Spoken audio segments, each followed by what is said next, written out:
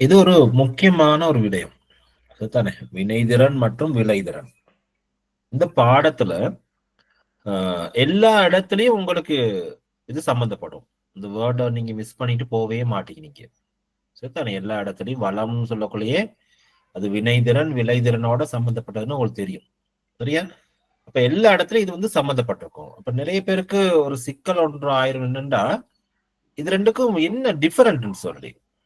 அப்ப இது ரெண்டையும் ஒரே மாதிரி யோசிச்சு கொண்டிருக்கவங்களும் இருப்பாங்க. நீங்க தெளிவா இருப்பீங்களா இருக்கும். அப்ப அப்படி ஒரு சிக்கல் இருக்குது. சில மாறி விளங்கிக் கொள்ற தன்மையும் இருக்கும். இது பயன்படுத்த இந்த விளைதிறன் பயன்படுத்த வேண்டிய இடத்துல வினைதிறனையும் வினைதிறன் பயன்படுத்த வேண்டிய இடத்துல விளைதிறனும் பயன்படுத்துறவங்களும் இருப்பாங்க. மாறிடும் அது. அப்ப இது ரெண்டையும் நீங்க சரியா புரிஞ்சு கொள்ளணும் இந்த இடத்துல. அப்ப அதை பத்தி நாங்க ஒரு சின்ன ஒரு டிஸ்கஷன் செய்வோம்.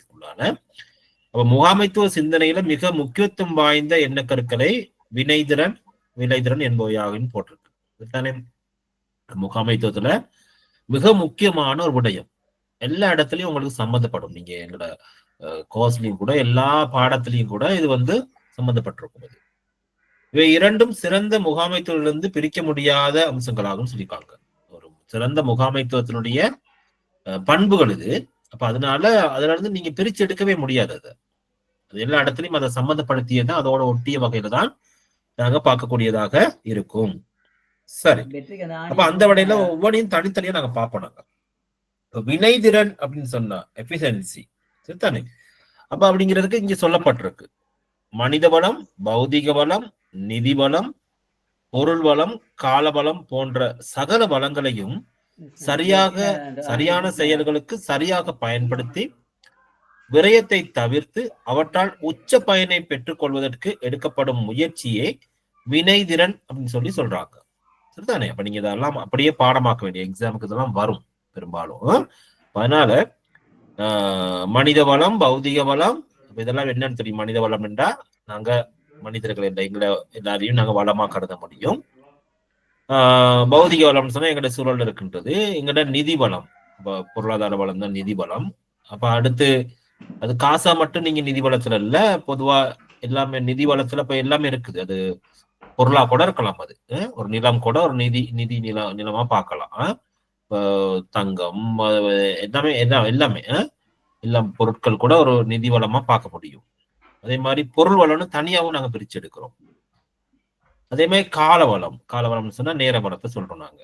இது சகல வளத்தையும் சரியான செயல்களுக்கு, அப்ப என்ன தேவை செயலுக்கு என்னத்தை பயன்படுத்தணுமோ அதை சரியான செயல்களுக்கு சரியாக பயன்படுத்தி, என்ன வேலை செய்யறதுக்காக எந்த வளம் தேவையோ அதை நாங்க சரியா பயன்படுத்தி விரயத்தை தவிர்த்து, அப்படின்னா அதுல இருந்து நாங்க என்ன செஞ்சா சிக்கனமா நாங்க பயன்படுத்தி இருக்கணும். விரயத்தை தவிர்க்கிறதுனாவே சிக்கனமா பயன்படுத்துறது, அது வேஸ்ட் ஆகக்கூடாது. அதுல இருந்து பயன் தான் இருக்கணும். அவற்றை தவிர்த்து அவற்றால் உச்ச பயனை பெற்றுக்கொள்றது. உச்ச பயன் சொன்னா எந்த விதமான விரயமும் இல்லாம பெறுறதுதான் உச்ச பயன்பாடு, முழுமையான பயன்பாடு. உச்ச பயன்பாடை பெற்றுக்கொள்வதற்கு எடுக்கப்படுற ஒரு முயற்சி வினைதிறன் அப்படின்னு சொல்லி இங்க அதுக்கான ஒரு வரைவிலக்கணமாக அடையாளப்படுத்தப்பட்டிருக்கின்றது. சுருங்க கூறி வளங்களை சரியாகவும் சிக்கனமாகவும் பயன்படுத்தும் செயல்முறையை வினைதிறன் சொல்றாங்க. எஃபிஷியன்சின்னு சொல்லக்குள்ள அப்ப வளங்களை சரியா பயன்படுத்தணும், அதை சிக்கனமா பயன்படுத்தணும். அப்ப இந்த செயல்முறையை தான் வினைதிறன் சொல்லப்படுகின்றது. அப்ப நீங்க பார்க்கலாம், ஈஸியா இருக்கு. இப்ப சுருக்கமா சொல்லப்பட்டிருக்கு. இன்னொரு இருக்குது, வினைதிறன் வந்து உள்ளீடுகளோட சம்பந்தப்பட்டது. தானே? அதாவது இழிவளவான வளங்களை கொண்டு உச்ச பயன்பானை பெற முடியுமாயின் அதுவே வினைதிறன் மிக உச்சகட்டமா கருதப்படுகின்றது. அப்ப உள்ளீடுகளோட சம்பந்தப்பட்டது. அப்ப குறைந்த வளத்தை பயன்படுத்தி அதிகமான பயனை வந்து பெற்றுக்கொள்றது. குறைந்த வளத்தை பயன்படுத்தி அதிகமா பயன்படுத்திக் கொள்றது, அதிகமான பயனை பெற்றுக்கொள்றது. அப்பதான் வினைதிறன் சொல்லப்பட்டிருக்கின்றது.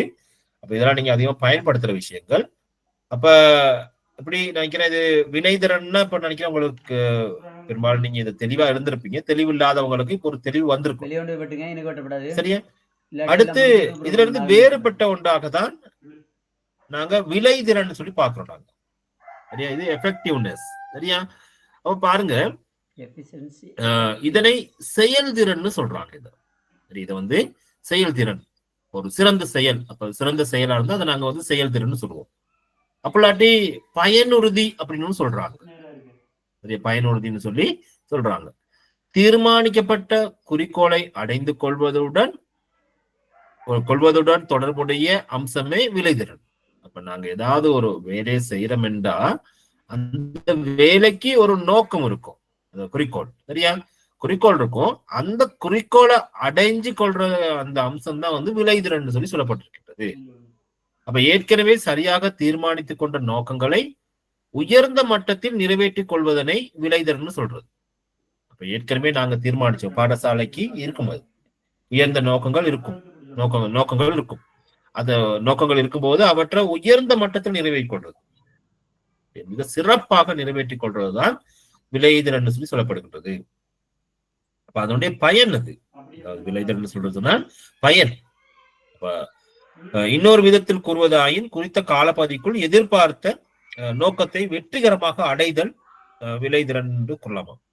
அப்ப எப்படி குறித்த காலப்பகுதிக்குள்ள எதிர்பார்த்த நோக்கங்கள்ல நீங்க ஒரு annual பிளான் போடுறீங்க, அந்த பிளானுக்குள்ளால பல திட்டங்கள் போடப்பட்டிருக்கின்றது. அதெல்லாம் அந்த குறித்த வருடத்துக்குள்ள செயற்படுத்தணும்னு நினைக்கிறீங்க. அப்ப அது எல்லாத்தையுமே நீங்க அந்த வருட இறுதிக்குள்ளால நீங்க அடைஞ்சிட்டீங்கன்னா அது விளைதிறன், எஃபெக்டிவ்னஸ் தான். அப்ப அந்த உங்களுடைய பாடசாலை மிகவும் ஒரு பயனுறுதி வாய்ந்த ஒரு பாடசாலையாக நாங்க கருத முடியும். ஒரு செயல்திறன் மிக்க ஒரு பாடசாலையாக நாங்க உங்களுடைய பாடசாலையை கருத முடியும். சரியா? அப்ப அப்படி அந்த annual பிளானுக்குள்ள 1-2 மிஸ் ஆயிருக்கலாம். அப்ப மிஸ் ஆயிருக்குமா அந்த பெர்சன்டேஜ் அடிப்படையில் நாங்க குறைவோம் நாங்க விளைதிறன். அப்ப இத்தனை பெர்சன்டேஜ் எங்களுடைய எஃபெக்டிவ்னஸ் வந்து இருக்குது, 90%, 75%. இந்த வருஷம் எங்களுக்கு ஒரு 50-50 தான். அரைவாசி எங்களால முடியல, கோவிட் என்ன மற்றது பொருளாதார நெருக்கடி, அதனால எங்களுடைய நாட்டுல இப்படி நாட்டினுடைய சூழ்நிலைகள் காரணமாக எங்களால எங்களை விளைதிறன் குறைந்து இருக்கின்றது அப்படின்னு சொல்லி நீங்க ஏதாவது ஒரு காரணத்தை காட்டக்கூடியதா இருக்கும். சரிதானே? அப்ப இங்க விளைதிறன் வெளியீடுகளோட தொடர்புடையது. அப்ப எல்லாமே வெளியீடோட சம்பந்தப்பட்டது. அப்ப ஒரு பாடசாலையை பொறுத்தவரையில அங்க கிடைக்கப்பெற கல்வி பெறுபேறுகள், இணை பாடவிதான செயற்பாடுகளுடைய அடைவுகள், வெற்றிகள், மாணவர்களுடைய நடத்தைகள் என்பவையே வெளியீடுகளாக காணப்படுகின்றன. அப்போ ஒரு பாடசாலையை பொறுத்தளவுல நீங்க annual பிளான்ல 5 year பிளான் போட்டிருப்பீங்க. அப்ப அங்க இருந்து ஒவ்வொரு annualக்கும் நீங்க நிறைய அதுல இருந்து பிரிச்சு எடுத்து நீங்க அந்த annual பிளானை தயாரிச்சிருப்பீங்க. தயாரித்து அந்த பாடசாலையில உங்களுடைய பாடசாலையில அந்த வருடம் முழுக்க நீங்க நடைமுறைப்படுத்தி கொண்டு போறீங்க. படிப்படியாக ஒவ்வொரு திட்டங்களையும் நடத்தி நீங்க நிறைவு செய்திருப்பீங்களா இருந்தா அங்க சிறந்த பெறுபேறுகள் வரணும். அப்ப அது காப்போத்தர் உயர்தரமா இருக்கலாம், சாதாரண தரமா இருக்கலாம், இல்லாட்டி 5ஆம் ஆண்டு புலமை பரிசில் பெறுபேறா இருக்கலாம். இப்ப நான் நினைக்கிறேன் இந்த முறை முந்த நாள் நினைக்கிறேன் ரிசல்ட்ஸ் அவுட் ஆயிருக்குது. நாடளாவிய ரீதியில மிக சிறந்த பெறுபேறுகள் நினைக்கிறேன் எல்லா பாடசாலைகளையும் வந்திருக்குது. கட் அவுட்டும் குறைந்த மாதிரி தான் எனக்கு தெரியுது. அப்ப இதுல நிறைய குழப்பங்கள்லாம் நடந்தது தானே. ஒரு காலம் தாழ்த்தி பெற்றுக்கொண்ட ஒரு பெறுபேறாகவும் நாங்க இந்த முறை புலமை பரிசு பெறுபேரை வந்து பாக்குறோம் நாங்க. அப்ப அப்படி இருக்கும்போது இருந்தாலும் அதிகமா பெரும்பாலும் பாடசாலைகளை நாங்க பெறுபேறுகளை பார்க்கக்குள்ள நல்ல பெறுபேறு வந்ததை காட்டக்கூடியதா இருக்கின்றது. ஒப்பீட்டளவில் அதிகமானவங்க சித்தி பெற்றிருக்கிறாங்க.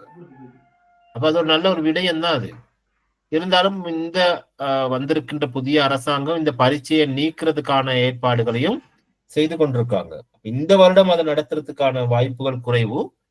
இந்த வருடம் நினைக்கிறேன் அந்த பரீட்சை நடைபெறும், அதுல எந்த மாற்றமும் இருக்காதுன்னு நினைக்கிறேன். ஆனா எதிர்வருகின்ற வருடங்கள்ல சரியான முயற்சி எடுத்து சரியான ஒரு பிளானோட இருந்தா இந்த பரீட்சையை எடுத்துடலாம் நாங்க. நீங்க பெரும்பாலும் இந்த பரீட்சை பெரிய எதிர்ப்புக்குள்ளான ஒரு பரீட்சையா தான் இருக்கு.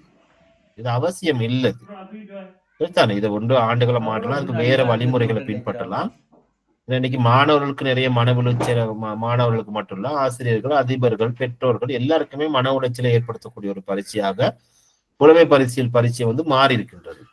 அப்படி எல்லாரையும் நாங்க கஷ்டப்படுத்தி மன உளைச்சலுக்கு உட்படுத்தி ஒரு பரீட்சை நடத்தணுன்ற அவசியம் வந்து இல்லை.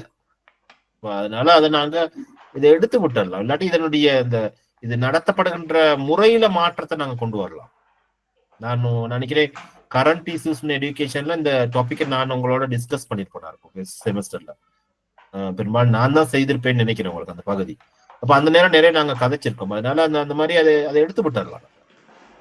ஓ லெவல் ஏ லெவல்ல பிரச்சனை இல்லை. அப்ப அதுகள் இருக்கிற மாதிரியே போய் கொண்டிருக்கலாம். அதுவும் இப்ப இந்த கிரேட் 10ல எக்ஸாம் வைக்கிறா இருந்தது, 12ல எக்ஸாம் வைக்கிறா இருந்தது ஏ லெவலுக்கு. அப்ப அதெல்லாம் இல்லை.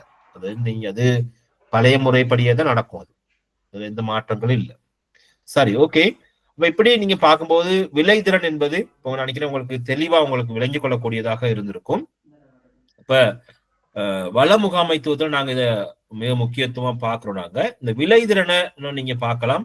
சிறந்த முகாமைத்துவம் உள்ள இடத்தில் விளைதிறனும் உயர்ந்த அளவுல இருக்கும். நல்ல நிர்வாகம் பாடசாலையில நடைபெறுவதாக இருந்தால் அங்க விளைதிறனும் வந்து உயர்ந்த அளவுல இருக்கணும். அது காரணம் யாரு? அதிபர் தான். முகாமைத்துவம் பலவீனம் அடையும் போது இவை இரண்டும் வீட்டில ஒன்றோ ரெண்டோ குறைஞ்சு காணப்பெறும். சரியா? குறிப்பா சொல்றதா இருந்தா வினைதிறன் மிக்க செயற்பாட்டினூடாக பெற்றுக்கொள்றதுதான் விளைதிறன். சரியா? வினைதிறன் மிக்க செயற்பாடு அங்க இருக்குமா இருந்தா விளைதிறன் அங்க கிடைக்கும். வினைதிறன் குறைந்தா விளைதிறன் குறைஞ்சு போயிடும். சரியா? அப்ப உங்களுக்கு தெரியும் வினைதிறன்கிறது வந்து குறைஞ்ச வளத்துல உச்ச பயன்பாட்டை பெற்றுக்கொள்றது அதான் வினைதிறன். விளைதிறன்கிறது குறித்த குறிக்கோளை குறித்த காலப்பகுதிக்குள்ள அந்த நோக்கத்தை அடையிறது தான் என்னது விளைதிறன். பயனுறுதின்னு சொல்றோம் நாங்க. அப்ப அதுக்கு என்ன தேவை? வினைத்திறன் மிக்க விளைதிறனை அடையிறதுக்கு வினைத்திறன் மிக்க செயற்பாடுகள் தேவைப்படுகின்றது. வினைத்திறன் மிக்க செயற்பாடுகள் தேவைப்படுகின்றது. அப்ப இது ரெண்டு எப்பயும் பேலன்ஸா போய் கொண்டிருக்கும். நல்ல வினைத்திறனான அதிபர் இருக்கணும். வினைத்திறனான அதிபர் இருந்தா தான் பாடசாலை விளைதிறன் மிக்கதாக மாறும். வினைத்திறனான அதிபர் இருக்கும் போது பாடசாலை விளைதிறன் மிக்கதாக மாறும். அவுட்புட் விளைதிறன்றது அவுட்புட். அப்ப அப்படி மாறும். அப்ப நீங்க எல்லாருமே அப்ப உங்களை வினைத்திறன் மிக்கவர்களாக உங்களுடைய செயற்பாடுகளை மாற்றி அமைக்க வேண்டியது காலத்தினுடைய தேவையாகும். இப்ப நான் நினைக்கிறேன் உங்களுக்கு தெளிவா விளங்கியிருக்கும் நினைக்கிறது ரெண்டும். இப்ப வினைதிறன் விளைதிறன் என்பவை உயர்ந்த மட்டத்தில் பேணப்படும் பாடசாலைகள் பல்வேறு சிறந்த பண்புகளை கொண்டிருப்பதை காணலாம். அவ்வாறான பாடசாலையின் பண்பியல்புகளில் முக்கியமானவையாக நாங்க கொஞ்சத்தை பார்க்கலாம். இதுல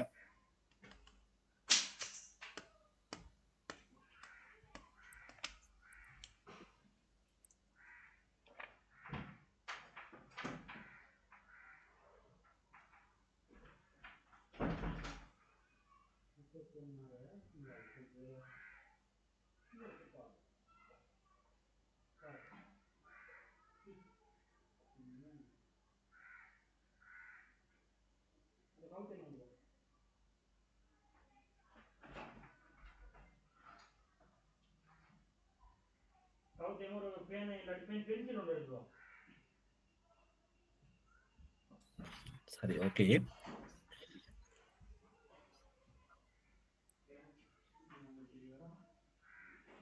வகுப்புல இருக்கிறீங்க தானே?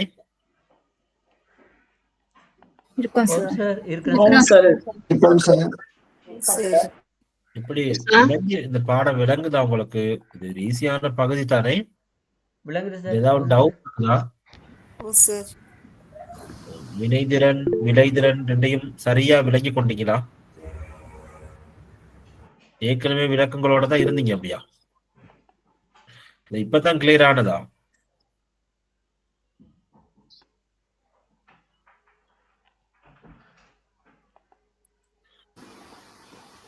சரி, ஓகே. விளக்கங்களோட இருந்திருந்தா சந்தோஷம். அப்ப இப்ப இது இன்னும் கொஞ்சம் மேலதிகமான விளக்கத்தை உங்களுக்கு கொண்டு வந்திருக்கும். சரி, அப்ப வினைதிறன் விளைதிறன் ரெண்டுக்கும் வேறுபாடு இருக்க நீங்க சரியா புரிஞ்சுக்கொள்ளணும்.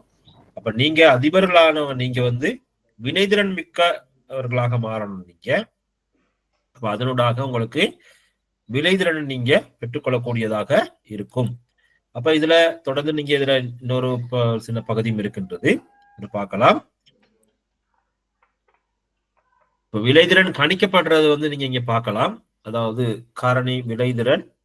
அப்ப அதுல வெளியீட்டினுடைய அளவை வந்து உள்ளீட்டின் அளவால பிரிக்கும் போது கிடைக்கப்பெறதா சொல்லப்பட்டிருக்கு தானே? அப்ப வெளியீட்டினுடைய அளவை வந்து உள்ளீட்டினுடைய அளவால பிரிக்கும் போது விளைதிறன் கிடைக்கப்பெற்றது. விளைதிறன் இப்ப சும்மா அதை ஞாபகத்துல வச்சுக்கொள்ளுங்க. மற்றது விளைதிறனை தீர்மானிக்கிற காரணிகளாக ஒரு பாடசாலையை பொறுத்தவரை அந்த பாடசாலையில பயன்படுத்துகின்ற தொழில்நுட்பங்கள். பெரும்பாலும் இன்னைக்கு எல்லாருமே நாங்க எல்லாருமே இன்னைக்கு தொழில்நுட்பத்தோட ரொம்ப இணைந்தவர்களாக காணப்படுகின்றோம்.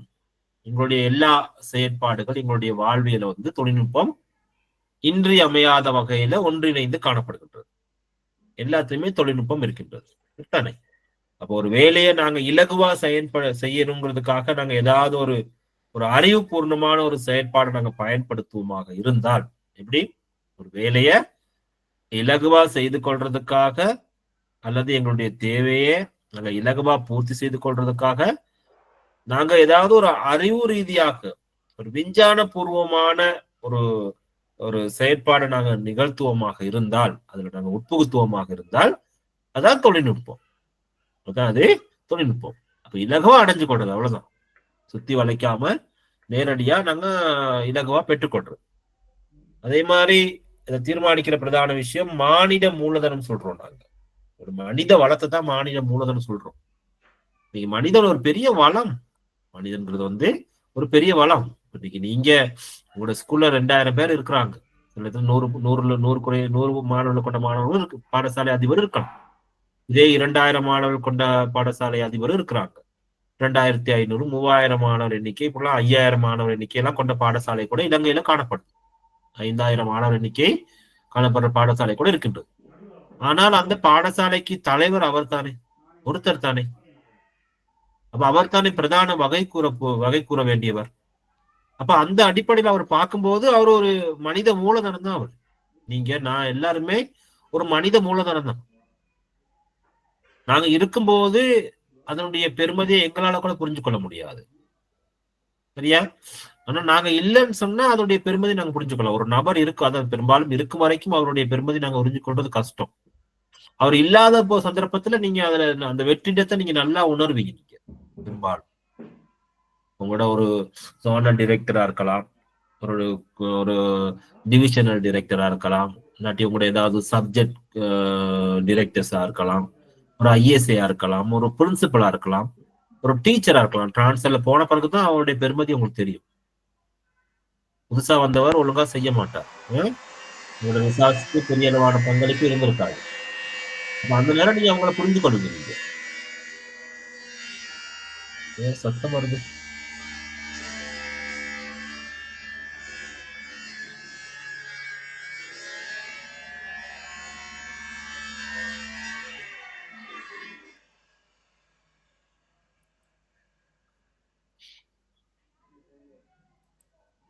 வேற வேற வேலையில இருக்கிறாங்க. சரி, ஓகே. அப்ப மானிட மூலதனம்ங்கிறது அதுதான். அதே போல முகாமைத்துவம் சிறப்பான முறையில் அங்க நடைபெறணும். அதே போல தொழிற்பகுப்பும் சிறப்பு தேர்ச்சியும் மிக சிறப்பாக நடைபெறும், சரியா? தொழில் பகுப்பு என்றால் அவங்களுக்கு ஒழுங்கா பிரிச்சு கொடுத்துருக்கணும். ஒரு யாருக்கு என்ன ஏழுன்னு பார்த்து சரியான பொறுப்புகள் கடமைகளை பிரிச்சு கொடுக்கணும். அப்ப யார என்ன தேவைக்காக பயன்படுத்துங்கிறது அந்த தொழில் பகுப்பு தான் தீர்மானிக்கும். இப்ப நீங்க கூட இப்ப பாடசாலையில அதிபரா இருக்கும்போது தொழிற்பகுப்பை நீங்க டியூட்டிஸ் போடக்குள்ள நீங்க சரியா போட்டிருப்பீங்க. எனக்கு உதாரணம் சொல்ல முடியுமா? எனக்கு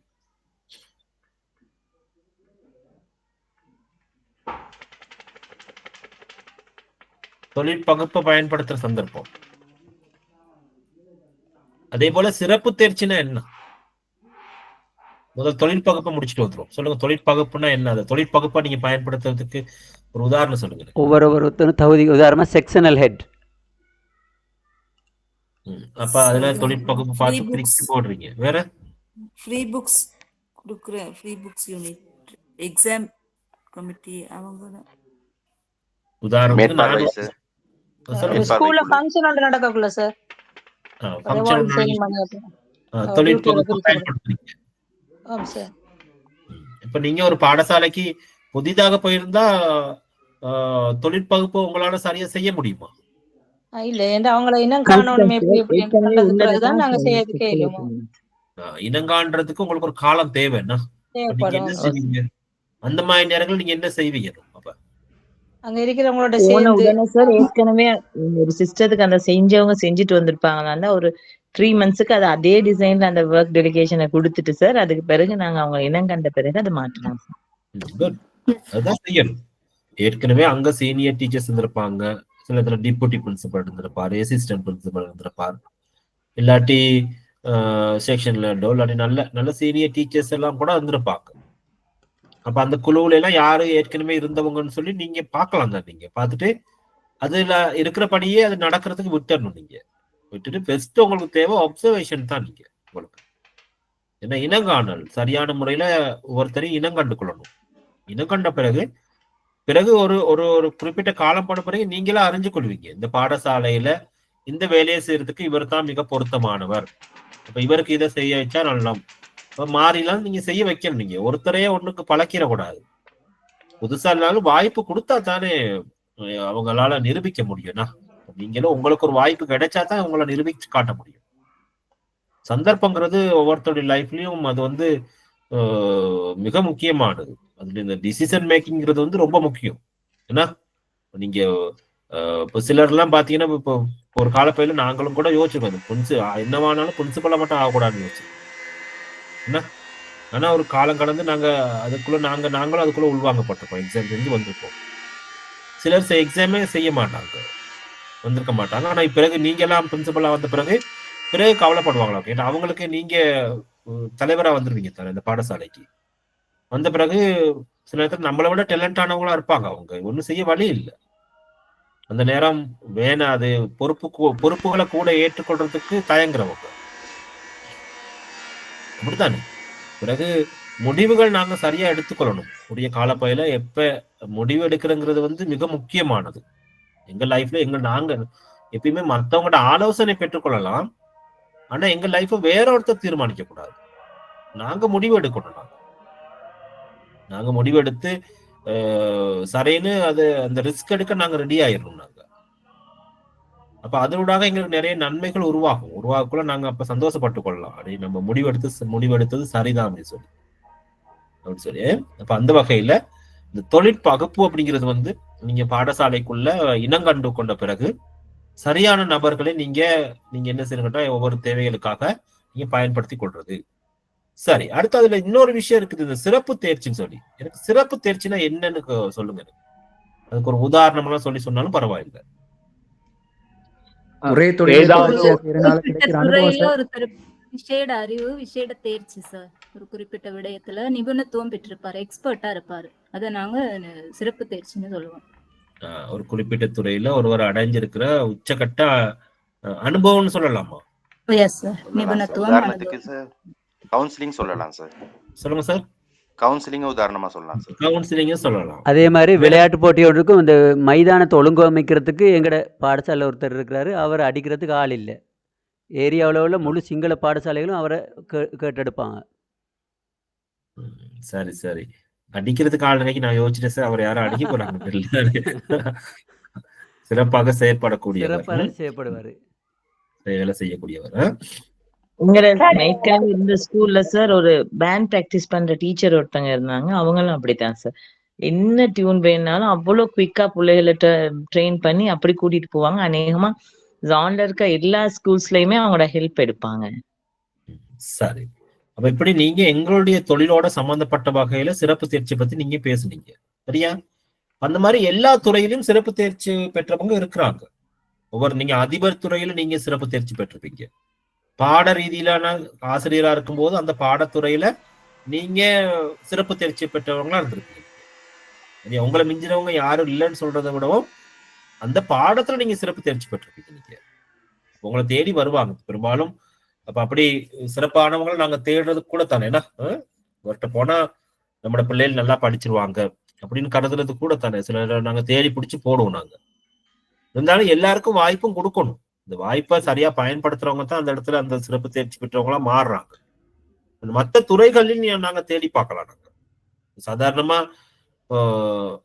ஒரு மொபைல் போன்னா கூட மொபைல் போன்ல நீங்க ஏதாவது பெரிய பிரச்சனைன்னு சொல்லி கொண்டு கொடுப்பீங்க நீங்க.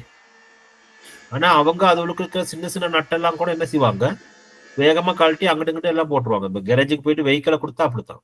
ஏன்னா ஒரு காரை கொடுத்தாவோ இல்லாட்டி பைக்கை கொடுத்தாவோ என்ன செய்யறாங்க, அவங்க பாட்டு கழட்டி போடுறாங்க. நான் நின்று பாக்குறேன், எங்களுக்கு ஐயோ அந்த நட்டை தொலைச்சிருவாரோ, மாத்திருவாரோ, அங்கிட்டு போட்டிருக்காரு, இதை எடுத்து அங்கிட்டு அதுக்கு போட்டுருவாரோ, அதை எடுத்து இதுக்கு மாறி போட்டுருவாரோன்னு சொல்லி எங்களுக்கு பயமா இருக்கும்.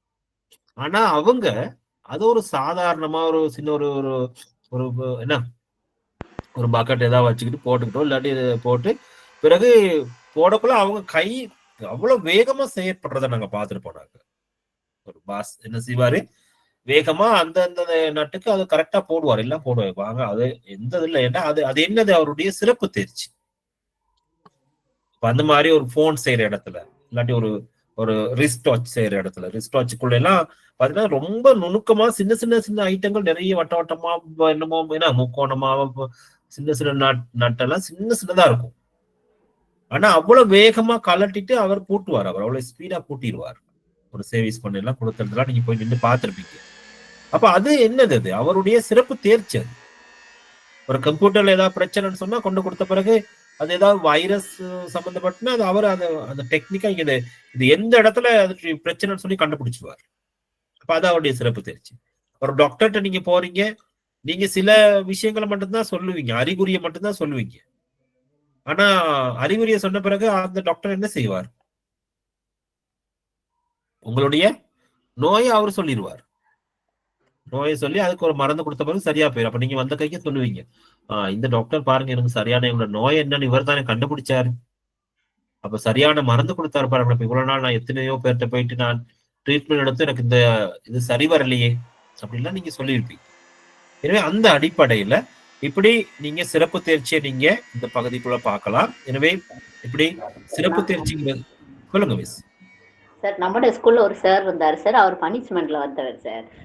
அந்த சுற்றாடல அழகுபடுத்துறதுல சார் அவர் மாதிரி யாருமே இல்லை சார். சிரட்டை ஒண்ணு கிடைச்சா கூட சார் அதை எடுத்து பெயிண்ட் அடிச்சு 4 கம்பியை போட்டு ஏதாவது பிராணிகள் உருவம் செஞ்சு மாட்டிடுவாரு சார். ஒரு சின்ன ஏதாவது ஒரு செமெண்டீன் இருந்தா கூட சார் அதுல ஏதாவது ஒரு ஆக்க வேலை செஞ்சு அங்க அழகுபடுத்திடுவாரு சார்.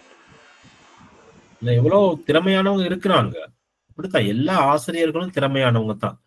அப்ப அவங்கள நாங்க பயன்படுத்துறதுல இருக்கு. உங்களுக்கு நான் ஒரு டெக்னிக் சொல்றேன், நான் நீங்க பயன்படுத்ததா இருக்கும் சரிதானே. பாடசாலையில எல்லாருக்கும் மதிப்பு கொடுக்கணும் சரிதானே, எல்லாரையும் நாங்க கௌரவப்படுத்தணும், நாங்க மதிப்பளிக்கணும். அது எங்களுடைய பேச்சுல தான் இருக்குது. நாங்க நிர்வாகத்துல வெற்றி அடைகிறதுக்கு ஒரு பிரதானமான ஒரு நுட்பம், எங்களுக்கு ரொம்ப எதிரியா இருந்தாலும் துரோகியா இருந்தாலும் அதெல்லாம் நாங்க எல்லாத்தையும் சமமா நடத்துறது உண்டு சரியா. அடுத்தது அவருக்குரிய அந்த கௌரவத்தை நாங்க கொடுக்கணும். அவரை நாங்க மிகைப்படுத்தி நாங்க எல்லா இடத்துலயும் அவரை காட்டக்குள்ள அவங்களுடைய வேலைகளை நீங்க இலகுவா பெற்றுக்கொள்ளலாம். நீங்க இப்படியாப்பட்டவங்களையும் நீங்க நிர்வாகத்துக்குள்ள உள்வாங்கிறதுக்கு, உங்களோட நிர்வாகத்தை சரியா செய்து கொள்றதுக்கு அது மிக முக்கியமான ஒரு அம்சமா இருக்கு. எல்லாரையும் பாரபட்சம் இல்லாம நடத்துறது, எல்லாருக்கும் முக்கியத்துவம் கொடுக்கறது. அவங்க ஏதாவது செய்யும் போது அவங்களுக்கு கட்டாயம் பாராட்டு கொடுக்க மறந்துடாதீங்க. செய்வீங்களா இருந்தா ஈஸியா நீங்க அதை அடைஞ்சு கொள்ளலாம். நீங்க ஏன்னா நிறைய பேர் அதுக்காகத்தான் ஏங்குறாங்க. பாராட்டுங்கிறது மிக முக்கியமானது. நம்ம பிள்ளைகளை பத்தி தான் நம்ம அந்த பாராட்டு சைக்காலஜில எல்லாம் படிச்சிருப்போம். அப்படி இல்லை. இப்ப நீங்க ஸ்கூல்ல நீங்க அதிபருங்கிற பதவியில உங்களோட வயசு உங்களோட தகுதி எல்லாத்தையும் மீறி நீங்க தானே அந்த பதவிக்குரியவர். நீங்க அந்த இடத்த கொடுக்கணும். கொடுத்தாதான் உங்களோட வேலைகள் மிக சிறப்பா நடைபெறும். இப்ப அதுல நினைக்க நீங்க செய்வீங்களா இருக்கும், இல்லாட்டி அதை சேர்த்துக்கொள்ளுங்க. சரி, ஓகே. இதுல பாருங்க, நாங்க வினைதிறனை பத்தி பார்த்தோம். நாங்க படிச்ச விஷயங்களை கொஞ்சம் பாருங்க. அடுத்து ஒரு சின்ன ஒரு வேலைக்கு நாங்க போகலாம். சின்ன ஒரு குரூப் ஒண்ணு வரேன், செய்துட்டு நாங்க இதுக்கு வருவோம். இதை பாருங்க, இதை தமிழ் மீடியத்துக்கு எடுத்து வச்சது.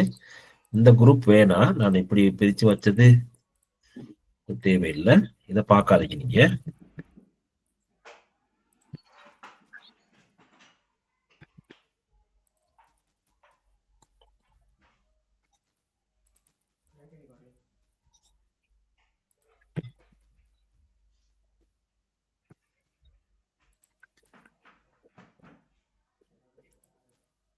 சரி, இதுல 6 குரூப் 6 பிரேக் அவுட் ரூம் உருவாக்குறேன் நானு. இதுதானே 6 குரூப்பா பிரிஞ்சு கொள்ளுங்க. பிரிஞ்சுட்டு ஒரு 15 மினிட்ஸ் நீங்க ஒரு டிஸ்கஷன் செஞ்சுட்டு வாங்க. இதை பத்தி ஒரு சின்ன எனக்கு ஒரு விளக்கம் கொடுக்கறதுக்கு. வள முகாமைத்துவத்தினுடைய முக்கியத்துவம், அடுத்து வள முகாமைத்துவத்தினுடைய வகைப்படுத்தல்கள். சரியா? வகைப்படுத்தல் எப்படி? அதே மாதிரி மனித வள முகாமைத்துவம், அதோட வகைப்படுத்தல் இதை வேணா எடுத்து விட்டுறோம், 5 ஆக்கி விட்டுருவாங்க. வகைப்படுத்தல் வேணாம். அப்ப இந்த 5 மட்டும்தான்.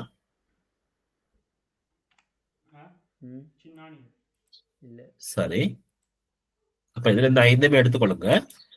அப்ப நான் 5 பிரேக் அவுட் ரூம்குள்ள உங்க எல்லாத்தையும் நான் விடுறேன். நானு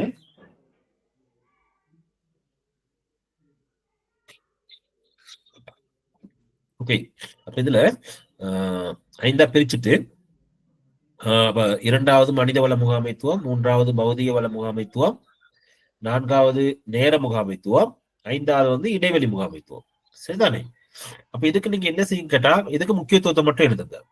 மனித வள முகாமைத்துவத்துக்கு ஒரு வரை விளக்கணும். மனித வள முகாமைத்துவம்னா என்ன, அதனுடைய முக்கியத்துவங்கள் என்னது, அதன் முக்கியத்துவம் தான் எனக்கு தேவை. மனித வள முகாமைத்துவனுடைய முக்கியத்துவங்கள். அடுத்து பௌதிக வள முகாமைத்துவம் என்றால் என்ன, அதனுடைய முக்கியத்துவங்கள் என்னது, நேர வள முகாமைத்துவம் என்றால் என்ன, அதனுடைய முக்கியத்துவங்கள், இடைவெளி முகாமைத்துவம் சொன்னா என்ன, அதனுடைய முக்கியத்துவங்கள் என்ன. எல்லாத்துலயும் 5 முக்கியத்துவம் இருந்தா போதும், கூட தேவையில்லை. நீங்க டிஸ்கஸ் பண்ணி எழுதிட்டு வாங்க, அடுத்த இதுக்கு நாங்க போகலாம். இப்ப நான் உங்களோட 5 பிரேக் 5ஆ பிரித்து உங்களை நான் இருக்கிறவங்களை 5 பிரேக் அவுட் ரூமுக்கு அனுப்புறேன். நானு 54 53 பேர் தான் இருக்கிறீங்க. அப்போ ஒரு குரூப்புக்கு 10 பேர் சரி வரணும். சரியா? நான் முதல்லையும் அவதானிச்சேன். நானு பிரபா மிஸ் இருக்கக்குள்ள குறிப்பிட்டவங்க வெளியிலேயே தான் இருக்கிறாங்க. தொடர்ந்து நான் அவங்களை ஒரு ஸ்கிரீன்ஷாட் எடுத்து வச்சுக்கிறது நானு தானே, யாரெல்லாம் அந்த குரூப்புக்கு போகாம வெளியில இருக்கிறேன்னு சொல்லி. அப்ப இந்த நேரம் தான் எங்களுக்கு ஈஸியா கண்டுபிடிச்சுக்கலாம் யாரெல்லாம் உண்மையிலேயே இந்த வெளியில இருக்கிறது யாரு. சரிதானே? குரூப்புக்கு போகாதவங்க யாருங்கிறத நாங்க ஈஸியா கண்டுபிடிச்சிடலாம். நாங்க இந்த வகுப்புல கவனிக்காம வேற வேலையில இருக்கிறவங்க யாருங்கிறத தெரிஞ்சுக்கலாம் தானே. சரி, அப்ப எல்லாம் போயிருந்து சேர்த்துட்டு வாங்க. பிரேக் அவுட் ரூம் ஓப்பன் ஆகுது. உங்களோட ஸ்கிரீன்ல ஒரு மெசேஜ் வரும், ஓகே பண்ணி போங்க. 3:15 நான் உங்களை உள்ளுக்கு எடுத்துருவேன், நான் மெயின் பேனலுக்கு எடுத்துருவேன் நானு. சரி, ஓகே. என்ன செய்யணும்னு தெரியுதானே? 5 தலைப்பிற்கு 5 பிரேக் அவுட் ரூமுக்கும் 5. சரி,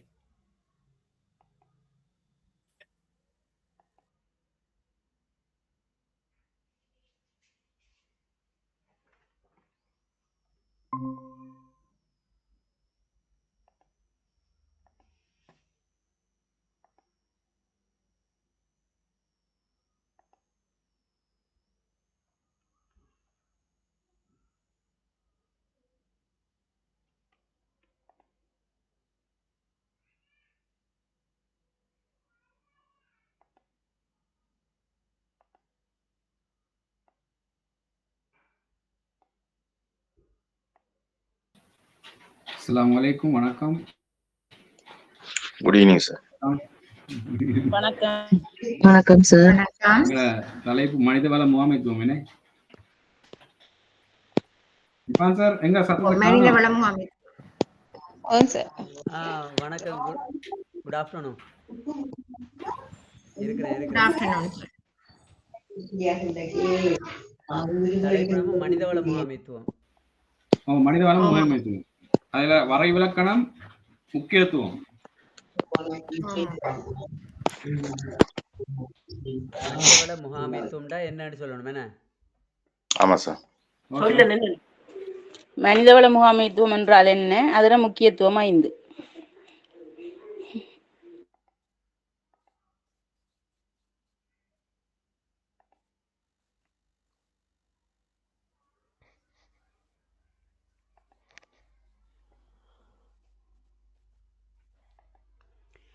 மனிதவள முகாமைத்துவம் என்றால் என்ன, அதன் முக்கியத்துவம் 5 தருக.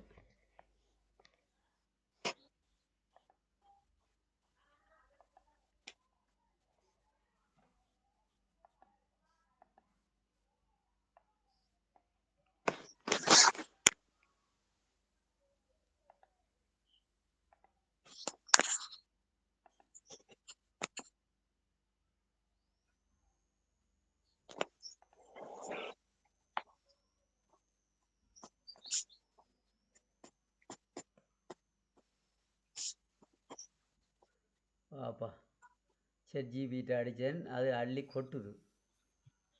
சார் பாடசாலையில் காணப்படும் ஆளணியினரை உரிய முறையில் இப்படி இது முகாமைத்துவம் பாடசாலை செய்தல் அந்த இது முறையில் பாடசாலைக்குள்ளே தான் எடுக்க வேண்டி வரும்.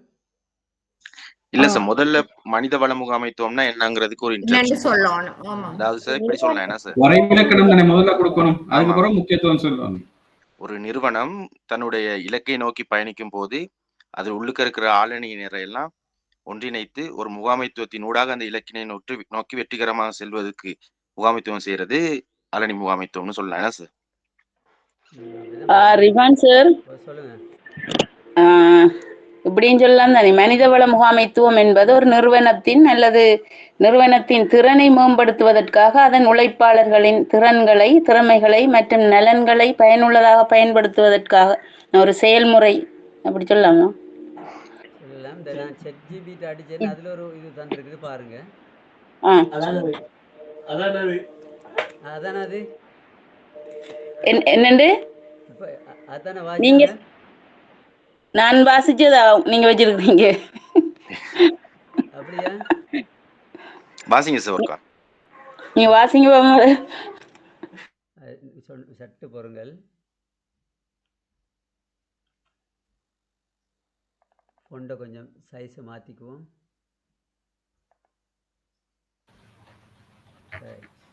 ஒரு நிறுவனத்தின் மனித வளத்தை கையாளும் செயல்முறைகளின் கூட்டு தொகுப்பாகும் என்று இன்னொரு விளக்கம் இருக்கு. சார் அதுல கட்டாயம் சேர்க்க வேண்டியது சார், ஒரு முகாமைத்துவம் நிறுவனம் என்றால் ஒரு நிறுவனத்தில் உள்ளக திறனை மேம்படுத்தவும், நிர்வகிக்கவும் மற்றும் ஒழுங்கமைப்பு நோக்கங்களை அடைய உறுதிப்படுத்தவும் மனித வளத்தை திட்டமிட்டும் ஒருங்கிணைக்கும் மற்றும் மேம்படுத்தும் செயல்முறை ஆகும் என்று தந்திருக்குது. சார் அதை சுருக்கி எழுதலாமே சார், ஒரு நிறுவனம் தன்னுடைய இலக்கை அடைவதற்காக. அடுத்து நீங்க சொன்னீங்க சார், அதை திருப்பி கொஞ்சம் சொல்லுங்க சார், சுருக்கி எடுத்துக்கோ. சுருக்கி எடுத்துக்கோம் என்ன.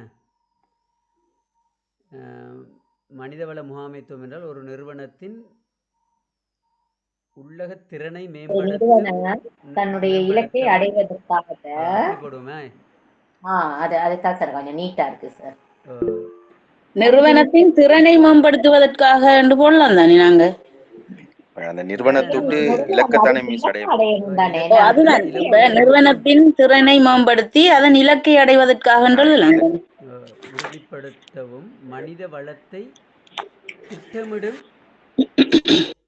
திறனை மேம்படுத்தவும் இலக்கினை அடைவதற்கும் இருக்கும் மனித வளத்தை ஒருங்கிணைத்து கட்டுப்படுத்தி இலக்கை நோக்கி வழிநடத்தல்னு போட்டீங்க. அப்படி போடலாம் என்ன. ஆமா சார். இன்னொரு சொல்லுங்க, கடைசியா உள்ளது. ஒரு நிறுவனம் கேட்டிருக்கிறார், முக்கியத்துவத்தை பற்றி யோசிங்க சார். இதை முடிச்சிட்டு கீழே போயிடலாம் சார். ஒரு நிறுவனம் தனது இலக்கினை அடைவதற்கு தன்னிடமுள்ள மனித வளத்தை ஒருங்கிணைத்து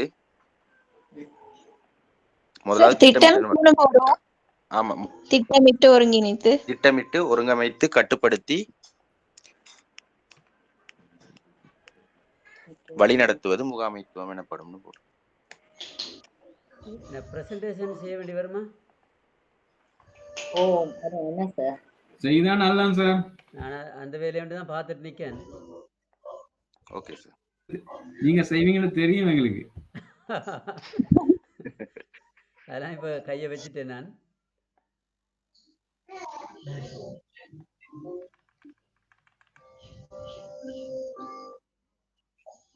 அப்ப இப்ப சொல்லுங்க பாப்போம். இப்ப எழுதலாம். ரைட், இப்ப சொல்லுங்க. மனிதவளம் ரிவான் சார் உங்களுக்கு வாட்ஸ்அப்ல போட்டிருக்கேன் பாருங்க. ரைட், அதுல அம்சங்களும் போட்டிருக்கேன் பாருங்க. சரியா இருக்குமோ தெரியா பாருங்க, சொல்லுங்க. வாட்ஸ்அப்ல எந்த குரூப்ல போட்டிருக்கீங்க? இல்ல உங்களோட தனிப்பட்ட நம்பருக்கு இன்பாக்ஸுக்கு. ரைட்.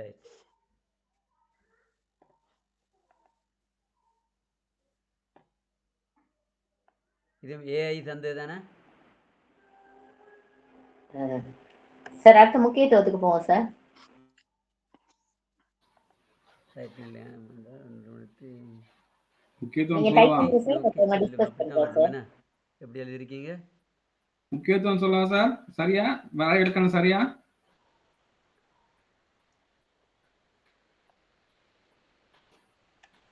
ஒரு நிறுவனத்தின் இலக்கை அடைந்து கொள்ள என்ன?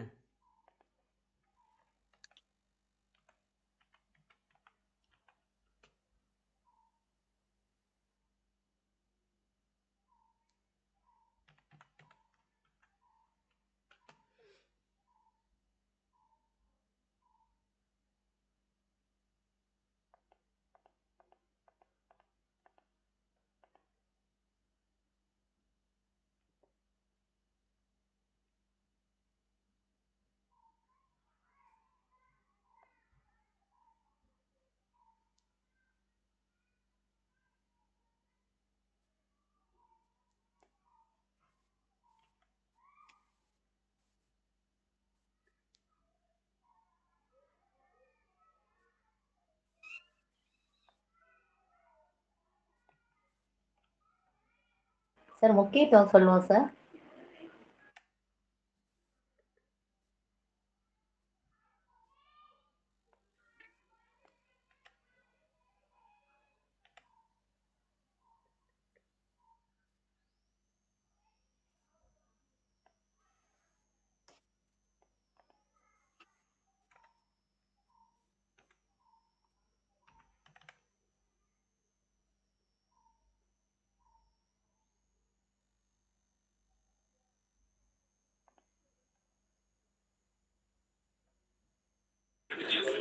ரெண்டாவது வந்து மனிதவள முகாமைத்துவத்தின் முக்கியத்துவமா முக்கிய அம்சங்கள்னு சொன்னது வரா சார்? முக்கியத்துவம் மிஸ். முக்கியத்துவம் தான் முக்கியத்துவமா? சொன்னாங்க. ரைட்.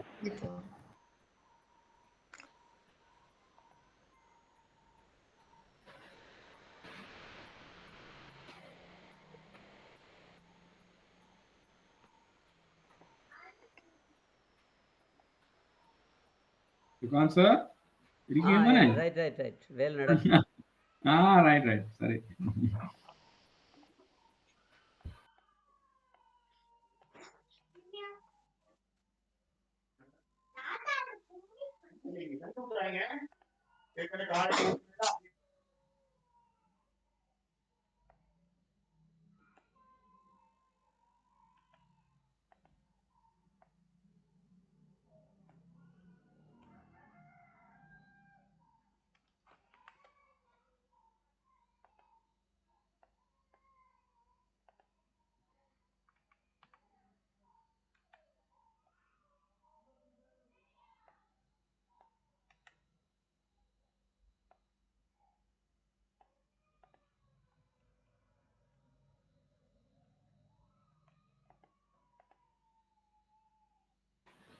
சரி தந்த டைமுக்கு இன்னும் 2 நிமிஷம் தான் இருக்கு சார். 2 நிமிஷம் தான் இருக்குண்ணே. எனக்கு ஞாபகம் காட்டுறீங்க அந்த சார் நான் யாரு ரிவான் சார் உங்களுக்கு முக்கியத்துவம் போட்டிருக்கிறேன், ஒரு 7 போட்டிருக்கேன் பாருங்க. வேலையெல்லாம் எழுத இருக்குமா டைம்? இல்ல அதை அப்படியே கொப்பி பண்ணி நீங்க இதுல போட்டீங்கன்னா பணிக்கான தேவைமிக்க பேஸ்ட் பண்ணி திறமை உடைய பணியாளர்களை அடையாளம் காண்பது மூலம் அப்படி எழுதாம சுருக்கம் எழுதிவிடுவேன். ஓ அதுல பாயிண்ட்ஸ் மட்டும் எழுதுனா சொல்லுங்க. திறமைகளை உடைய பணியாளர்களை அடையாளம்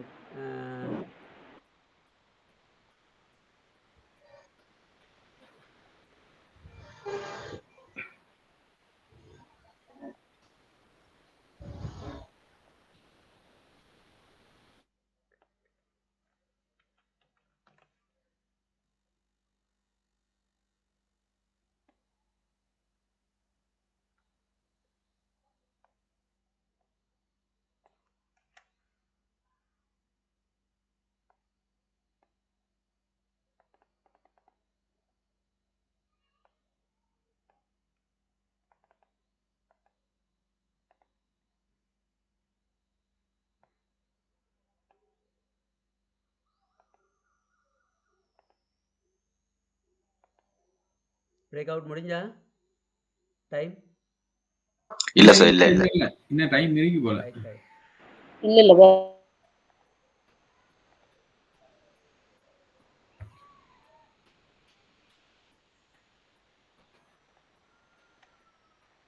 முக்கியத்துவம் 5 தான் எழுத சொன்னவர். அஞ்சனா ஓமா மஞ்சள் நீங்கட்டாங்க.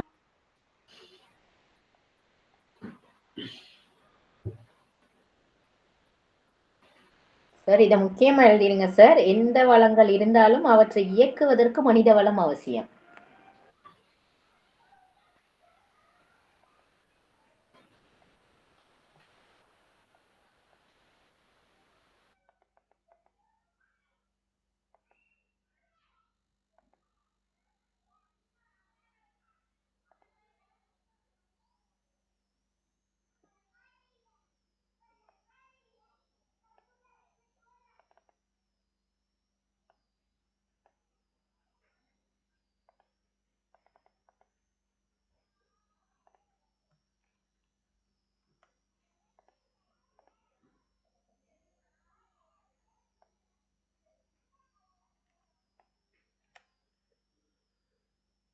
பணியாளர்களுக்கு தேவையான பயிற்சிகளையும் வழங்கி அவர்களின் திறனை மேம்படுத்துகிறது. இது ஒழுங்குமுறை திறமைகளை உயர்த்தி நிறுவனத்தின் செயல்திறனை வளர்க்கும்.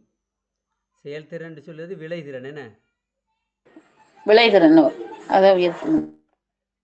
நம்ம விளைதிறனே போட்டுக்கொள்வோம். விளைதிறனை உயர்த்தும்.